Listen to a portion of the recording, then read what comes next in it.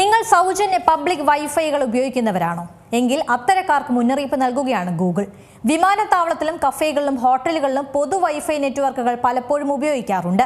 Android smart phone ഉപയോക്താക്കൾ പൊതു wifi ഉപയോഗിക്കുന്നതിൽ നിന്ന് വിട്ടുനിൽക്കണമെന്നാണ് ഗൂഗിൾ കർശന മുന്നറിയിപ്പായി നൽകുന്നത്.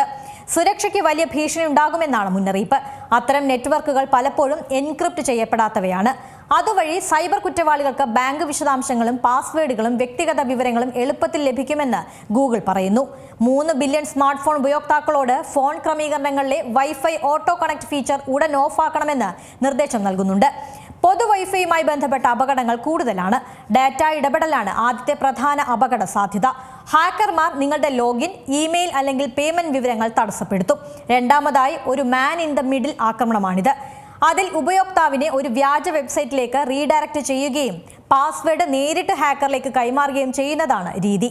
സുരക്ഷിതമല്ലാത്ത ഒരു നെറ്റ്വർക്കിലൂടെ ഫയലുകൾ ഡൗൺലോഡ് ചെയ്യുന്നത് മാൽവെയറിന്റെ അപകട സാധ്യത കൂട്ടുന്നു.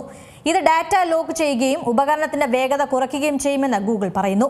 ഹാക്കർമാർ യഥാർത്ഥ വൈഫൈ നെറ്റ്വർക്കിന്റെ അതേ പേരിൽ വ്യാജ വൈഫൈ നെറ്റ്വർക്കുകൾ സൃഷ്ടിക്കാനും സാധ്യതയുണ്ട്. ഇന്ത്യയിലെ 73% ആളുകളും സൗജന്യ വൈഫൈ ഉപയോഗിക്കുന്നവരാണെന്നാണ് കണക്ക്. ഇനി പൊതു ഇടങ്ങളിലെ സൗജന്യ വൈഫൈ ഉപയോഗിക്കുന്നവർ ജാഗ്രത പുലർത്തണം. ഏറ്റവും പുതിയ വാർത്തകളും വിശേഷങ്ങളും വിരൽ തുമ്പിലറിയാൻ സീ മലയാളം ന്യൂസ് എല്ലാ ഡിജിറ്റൽ പ്ലാറ്റ്ഫോമുകളിലും ലഭ്യം.